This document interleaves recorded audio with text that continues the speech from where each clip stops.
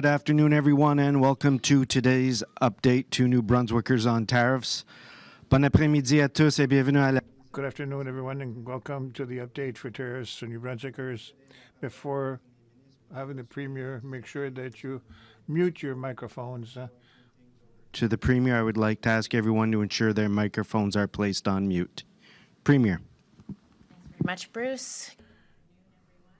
I want to start off by talking a little bit about yesterday, because I was really happy to sign with the Province of Ontario and the Premier of Ontario an MOU on tearing down trade barriers between our two provinces for the mutually recognized movement of goods and services, as well as the recognition of people and labor, and the direct-to-consumer alcohol sales piece that we're so thrilled about. We need to knock down interprovincial trade barriers between New Brunswick and the rest of Canada. And yesterday we took a step to doing just that with one of the largest markets in Canada, New Brunswick's second biggest trading partner. So j'étais vraiment heureux de joindre. I was really happy to join Premier Ford yesterday to sign a memorandum of understanding. And it's clear that we need to eliminate trade barriers, interprovincial trade barriers. So this work is a major step forward with this agreement with Ontario. It's a large market of 16 million people, 16 million possible clients for the goods and services in New Brunswick, as well as for our workers and for our alcoholic products. Clear sign of a commitment to working together across Canada. Labor mobility is where New Brunswick is leading. The legislation that we tabled in the House has us recognizing any Canadian credential. The minute that you land in this province, you can get to work. That'll help us move projects forward. It'll help businesses save the time and money that they were taking, waiting for the special trades that they needed or otherwise to be able to do the work here. I hear it from, even yesterday, heard from an esthetician's company that said they have to wait ages to get their certification recognized in New Brunswick. Well, when our legislation passes, they will be able to get to work on day one in New Brunswick, which will let our economy move faster. And we're pleased to see a reciprocal agreement provided with the Province of Ontario for labor. And then, of course, we know that Canadians all over want to enjoy New Brunswick's amazing craft alcohol products, and so we're excited that Ontarians will be able to have that access, and in exchange we'll be able to get some of the unique products that they produce there direct to home here in our province. I want to take a minute to talk about the Atlantic Free Trade Zone, because we are still working hard with our partners in Atlantic Canada to work towards a free trade zone in this province. It's something that I hope to have some more news on soon, because the conversations have been continuing with Premier Houston and Premier Lance and Premier Fury. Nous continuons à travailler. We're continuing to work with our partners in Atlantic Canada to create an Atlantic Free Trade Zone here in Canada, Atlantic Canada. So I hope to have good news for you soon, because conversations with Premier Fury and Lance and Premier Houston are continuing. And so we are good neighbors, and I really anticipate to share that we've opened the barriers between our provinces in the coming days. We're really good neighbors. We do a lot of trade with each other, and I'm looking forward to confirming that those trade barriers are coming down between our provinces in the near future. The one other piece that I wanted to raise specifically is that we have been hearing through the team at Opportunities New Brunswick that a number of their clients have been encountering some challenges at the border, because borders have gotten very focused on assessing compliance with the Canada-US-Mexico agreement with CUSMA. And so businesses have to make sure that they can show that they are CUSMA compliant with clarity and all of the paperwork that involves. So to support the businesses that have found that the rigor that's being applied at the border has meant that there's extra things that they need to do. We've had clients that have been dinged. ONB is here to support.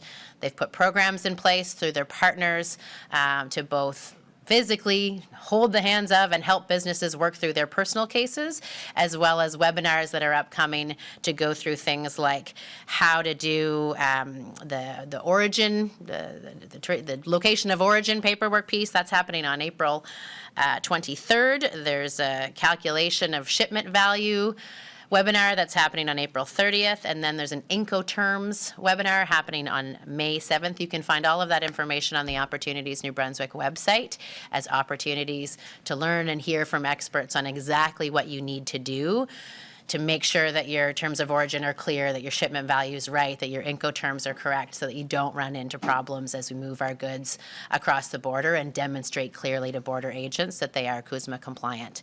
Alors, je voulais partager qu'on a... So I wanted to share that we're hearing from our business owners in New Brunswick. We're encountering difficulties at the borders with being in compliance with the needs for the agreement between Canada, United States, and Mexico. So they're going to have webinars, and they have a program as well to connect you with an expert in the field to help you with your specific cases. But there are also webinars that are going to happen on April 23rd about the origin of your products, and on the 30th April to calculate the value of your shipments. Expédition. Regarde, Alex et les gens, je ne sais pas ce qu'est expédition. Export. The value of your exports. And on May 7th, and I don't know, Incoterms. I don't know what it is in French. I'm sorry. I'm going to get what Incoterms in French.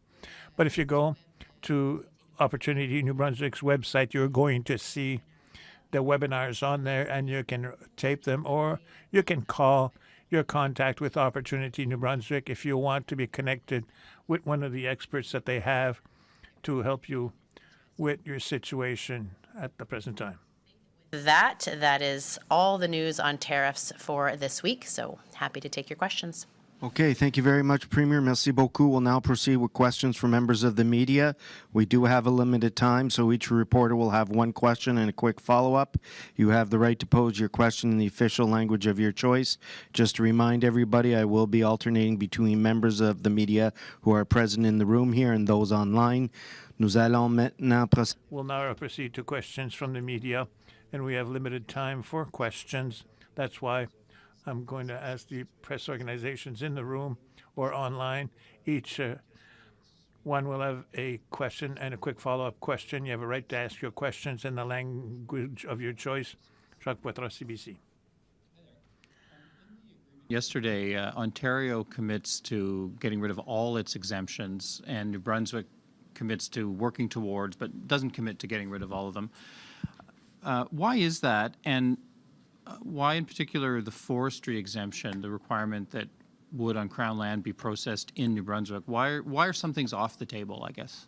Well, I think that's a great question, because we are looking at New Brunswick resources, and particularly trees on Crown land is one. We could have a similar conversation about our mineral resources, our seafood or agricultural resources, and what the expectation is of New Brunswickers in terms of who gets the benefit of those resources and whether that benefit needs to be realized locally or can be extended beyond Canada. It's one of the conversations we're having with our neighbors, because there's similar rules in other places about if you catch a fish here, you can process it there, and what do we do with Quebec and what do we do with Newfoundland? And so we're looking at what would be the impact of opening that up, but we don't have the full picture yet, so we want to make sure we're very careful about New Brunswick's resources and how they are currently protected, and what benefit there might be to gain from getting access to partners in other places, and what risks there are to potentially seeing our wood go elsewhere to be processed. So it's something we're looking at really carefully before we make any permanent decisions about those resource sectors in particular. And the other areas of exemption are with our Crown corporations. So we continue to want to ensure that our Crown Energy, Crown Liquor, Crown Cannabis, that we're continuing to hold on to those, as is Nova Scotia and Ontario and others, right? They're not opening up LCBO or the NSLC or those sorts of things to competition. And so there's some exemptions that remain for most of us, and New Brunswick is looking at wood really carefully because we know how deeply it matters to New Brunswickers. On the CUSMA compliant thing that you mentioned, I've read in some of the coverage that some Canadian exporters had not bothered registering as CUSMA compliant because it was pretty onerous paperwork and the tariff benefit was very small before, before this year. Have you encountered that? Is that an issue? I think what we're finding now is at the borders, they're being very strict about demonstrating quite clearly CUSMA compliance and being very rigorous about all the pieces of compliance and having that paperwork and having that work done. And so businesses are realizing they have to have the full work done or they're going to be hit with a significant tariff. And so that's why ONB has responded and put in place supports to make sure that we can help the businesses learn, get the right paperwork in place, and get set so that they won't be dinged with those kind of fees at the border. Online, Hina Alam, Canadian Press. Please unmute your microphone and ask your question. Hi, Premier. Thank you, Bruce. I was wondering if you could tell me, is the province starting to keep track of how many Americans are crossing the border and coming here to look at New Brunswick as their new home? We hear about anecdotal evidence, but is there any way of province keeping track of how much that is happening? That's a great question, Hina. I think the information about who's entering New Brunswick is generally held at the federal level because it's when you cross a border and when you're either issued a visa or you indicate that your stay is personal or for business or for how long. So I think we could access that data if needed, and it would give us the sense of how many folks are coming here to kick our tires and see if they want to stay and how many folks are moving here permanently. Unfortunately, permanent movers generally show up in the tax files at the end of each year. So some of that data, once they've really located here, has a bit of a lag to it. But I appreciate the point that you're getting at is there's certainly a sense that we are seeing an increase in Americans who are coming to New Brunswick and relocating to New Brunswick. And so there's the source that I would go to for that data would be federal in the first instance. Okay, and so I was wondering if we are hearing anecdotal evidence of more and more Americans moving here, but then we also we've just seen recent caps on immigration. We've seen people here in New Brunswick having housing troubles, and we are only just now starting to look at housing. Maybe in a few years, we'll see a stability in housing with immigration caps and things like that. So what is the government doing then to ensure that the real estate is not taken up by Americans who come here and it is kept for New Brunswickers? How do you ensure that the resources are first for New Brunswickers or Canadians? It's an interesting question, actually, because I'll link it back to one of the questions that Jacques was asking. It's one of the exemptions in PEI is around their Land Transfer Act and the inability for people outside of PEI to purchase and own land on the island without going through significant hoops. They keep their land reserved for islanders. And there's similar policies that exist in BC as well in terms of foreign ownership of real estate and limits for that. So those tools exist out there that other provinces have used when they've seen an influx to the point that it has had a pretty negative impact on their housing market. And it's something that we've looked at when we were seeing a significant buy-up of multi-unit dwellings by corporations, right? We saw REITs starting to come in and others acquiring real estate assets for the purpose of the financialization of the housing market.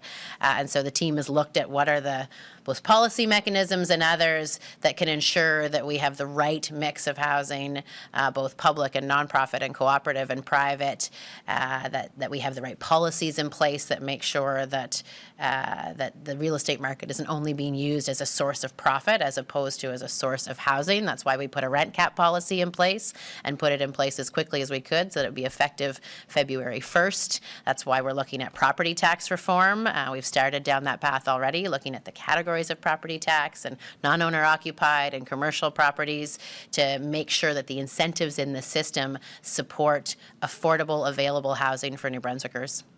Thank you. Vicky Hogarth, CHCO.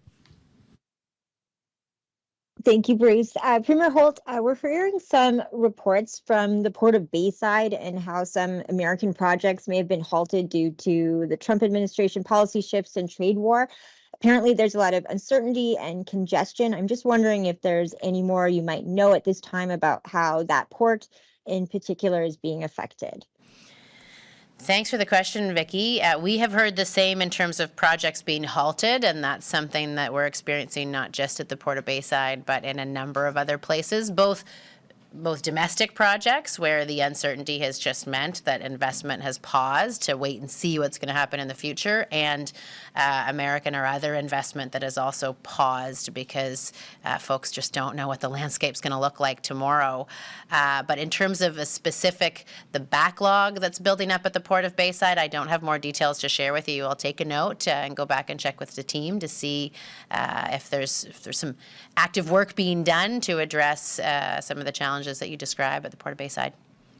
Quick follow-up, Ms. Hogarth? Yeah, I think it might be Empire One Wind Project in New York might be what is the current issue. I'm just wondering if if the government offers support for potential job loss at these ports as well, if it does become a long-term issue. Yeah, our tariff package of supports includes supports for job loss, and so if that's been an impact that's been experienced at the Port of Bayside, then we have programs and supports through post-secondary education, training, and labor. There was both funds and people set aside to do exactly that, and are ready for those applications should that be the case. Ideally, our goal would be to prevent job loss and to see if there's a way we could support the port through a challenging time with other mechanisms. But if job loss is the ultimate solution, then we do have those supports that are in place right now, ready to go. Thank you. Suzanne Lapointe from Global, please unmute your microphone and ask your question. Hi, have you been in touch with any businesses that have moved or are planning to move their operations out of the province because of the tariffs? I have not talked to businesses that are planning to relocate their operations. I have spoken with businesses that have operations on both sides of the border and are looking at production volumes and what to put where, but I haven't specifically spoken to an organization that has said, I'm going to move or I'm moving to the U.S. out of New Brunswick. Quick follow-up? If that time comes, do you have any incentives that you can offer to try to keep companies from doing this? Because I have heard anecdotally from companies that are considering this. I think I remember reading a news story of a company, I want to say that was in Moncton, that was looking at relocating. And so we have a great team at Opportunities New Brunswick who are out on the ground in communities working with entrepreneurs across the province every day. And so they've got their ears to the ground, their feet on the ground, and usually can catch it early because we'd love to work with that business on what challenges they're experiencing, why they might think that it appears to be a better place for them to do business in the U.S. and what the conditions are that make that the case, whether it's labor, whether it's cost of transportation, whether it's tariffs or otherwise, and make sure that we leverage the supports that already exist to support with hiring, with productivity investments, with transportation costs, with working capital, to make sure that they stay. So we do have lots of those tools out there to make sure that New Brunswick businesses can be competitive doing business from here at home. Thank you. Jennifer Pritchett, All New Brunswick. Thank you, Bruce. Premier, I wonder if you could touch on the efforts that New Brunswick is making to help New Brunswick companies diversify their markets outside the country. Yeah, I'm happy to, and I really appreciate these questions. I will say I wish I had Minister Luke Randall with me because he's our minister responsible for economic development and opportunities in New Brunswick, so he is much more well-versed in these things than I am and having the conversations daily. But there is a team at Opportunities New Brunswick that is focused on trade and export, and there are a number of tools that they have, both working directly with companies to help identify markets of interest that might be great places for their products and services.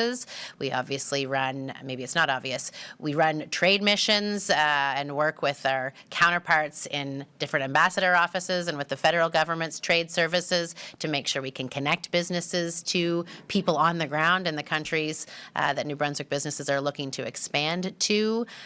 We have information sessions on the details of things like the Canada-Europe Trade Agreement and other trade agreements we've signed in different jurisdictions, as well as other educational services to help folks understand understand what it means to do business in France, where labor laws are really different, or in another country that they might be looking to go to. So there is a team of people and a mix of services around supporting sales and marketing effort. So if you want to go and do an exploratory trip and build into a new market, then there is support for those kinds of activities. They all originate out of the team at ONB that will build a flexible and a tailored trade strategy alongside New Brunswick businesses to help them reach customers they need in new markets. Quick follow-up, Ms. Pritchett? Sure. Is the government doing anything different, though, I guess is what I need to say, is that are there new programs being developed to help companies access these markets? Our approach at Opportunities New Brunswick is one that's pretty tailored and flexible to the business's needs, as opposed to saying, here's the program and here's the box that we want you to fit into. It's more, what is your business? Where do you want to go? How can we help you? We happen to have this trade mission. Oh, your particular needs are around information or connection to people. So we tend to work in pretty tailored ways when we build supports for a company that wants to export. We are looking at leveraging some particularly attractive markets. So you're probably aware that New Brunswick does a lot of work as part of the Francophonie and looking at how we treat our Francophonie relationships not just as cultural exchanges, but also as significant opportunities for trade exchange. We're looking at growing opportunities in Asia that have evolved as the dynamics in the seafood sector have changed. And so while we had some specific Asia programming in the past, we're now looking at how do we get the right groups together that all might share an interest there and build it out collectively with New Brunswick businesses together. But I'm not here to say there's a new program that we've put a new name on that has a new application form. I want to reiterate that businesses are encouraged to connect with Opportunities New Brunswick with their personal support person that can look at their exact needs and their exact ambitions and build something tailored that will help them get the new customers that they need and get their products into that market. Thank you, Ms. Pritchett. Alex Villeneuve, Radio-Canada. Merci. Change. Thank you. To change the subject, I'd like to find out, in this election, we're getting close to the election, can you explain why you encouraged David Miles to run? What did you do in this campaign to help him to get elected? Well, David Miles approached me by expressing that he had an interest in running, and as somebody that I've known since he's been born, like as a friend, a personal friend, and my family's friend, I encouraged him to run. And I'm going to say that I encourage everybody and anybody to run. I'm going to see a lot of people in politics. I like to see a lot of different names on our ballots. So I thought that David was somebody with a lot of intelligence and community spirit, with the abilities that are needed to be an excellent politician and representative for our riding. So I told him that I'm here to give him advice and to continue our friendship. To do anything to help? My husband is helping in the campaign, and I might knock on doors with him on the weekend. I'm not sure yet. On people who are non-housing, Human Council talk about 500 people who are in a situation of chronic, for March, more than 60%, with the homeless. So I'd like to know about homelessness in Moncton, what you do this winter. Is there anything that you did to deal with that? I'm sorry that information is not up in mind. What we did this winter, the team did a lot of work with many communities to help them with places for homeless and funds for community groups that give help on the site. So what we did this winter, I can go get the because the Minister of Social Development and Mr. Miles went out the office to visit the field with organizations and to ask them what they needed so that we can bring help to them.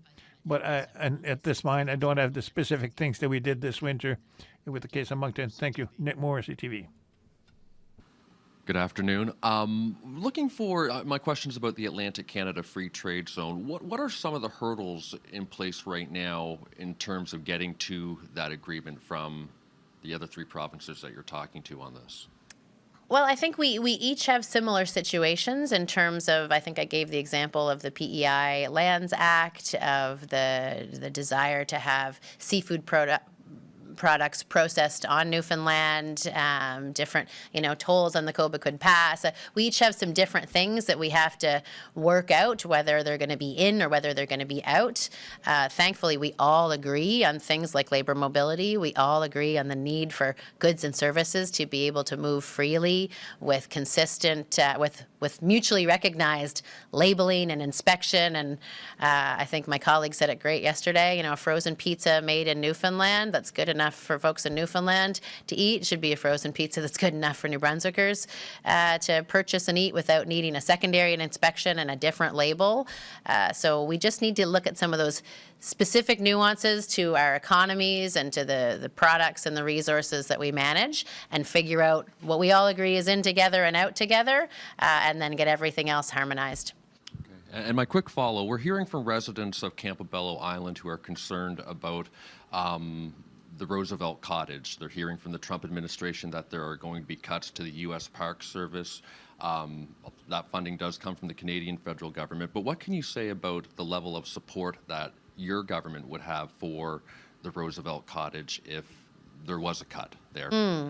It's a great question, because we have heard those concerns articulated, and I think that they're appropriate concerns. We've seen the U.S. government make significant cuts to a lot of different things, and that's an asset that we have shared as an international treasure. Really, the Roosevelt Cottage represents a lot of history and a big piece of the identity of Campobello, and the reason why folks go there as tourists and take away that it's a really special place. So our government hasn't looked at the question of would we fill the gap if the U.S. pulls their funding. Is the government of New Brunswick or is the government of Canada going to come in and replace all of it? We're hopeful that we can make sure that there's a sustainable path for the management of Roosevelt Cottage, but we haven't gotten down to the dollars and cents of it. Thank you very much. John Chillibeck, Post Media. In the face of the tariffs, Mary Butler, the CEO of New Brunswick Community College, stressed the importance of, making sure New Brunswickers are properly trained and educated. But right after the budget was released, and they had been asking for a significant increase to their operating grant, right after the budget was released, they cut 66 positions. So it's about 6% of their 1,100 staff. Can you speak to that and whether you have concerns about NBCC rolling back on training and job preparation? Well, the cuts that NBCC made to their own staff, I think, is something for Mary to speak to. Those are choices that they made, and is within their freedom to make as the New Brunswick Community College. We have been working pretty closely with both Mary and Pierre and their teams around the supports that the community colleges need, particularly in the face of the immigration changes that came at the federal government level and the impact that that's had on the college's enrollment and their curriculum offers. We've been working with them on infrastructure. We've had a number of infrastructure requests come through for different campuses, different buildings, different needs to make sure that they can continue to operate and offer the excellent education that our community colleges do. But I can't speak to why they chose this position or that position or how they got to that number. We have conversations less about the management of their business and more about the macro policy pieces that the government and the funding envelopes that the government has for post-secondary education. Okay, I understand you might not know the weeds of their budget, but surely, if they've lost a lot of student tuition funding through international students because of the cutbacks from the feds and the international students, they're asking for a much bigger operating grant. Would your government be open to the idea, I guess it's too late this year, but next year, increasing their operating grant such that they can replace those positions that have been eliminated?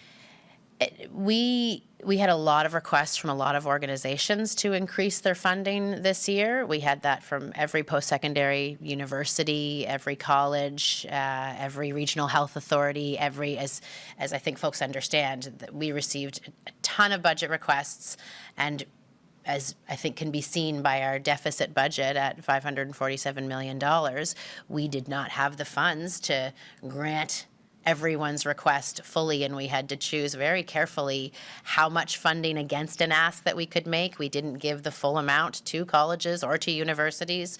There's cuts made in a lot of areas because we're trying to manage a balance of being able to improve healthcare, improve housing. You'll see significant investments in K-12 education that we think sets us up well to have many more folks who are in a great position to go on to college and post-secondary education.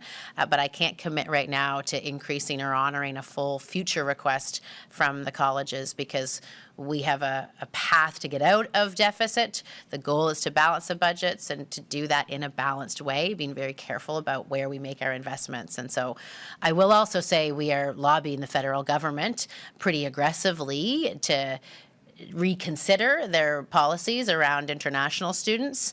New Brunswick is not one of the places that has degree mills or college mills like you might see in other places. We have excellent post-secondary institutions, and the NBCC is a perfect example of that. We do not use temporary workers to the extent that other provinces do, and yet we've been painted with the same brush and hit with the same harmful policy. So we are working very hard to get those policies reconsidered at the federal level to take some of that pressure off of our colleges. Thank you. Alison McCormick, CBC, please unmute your microphone and ask your question. Thank you, Bruce. Good afternoon, Premier Holt. We've seen national numbers pointing to a drastic drop in land border crossings to the U.S., 500,000 fewer in February alone compared to last year.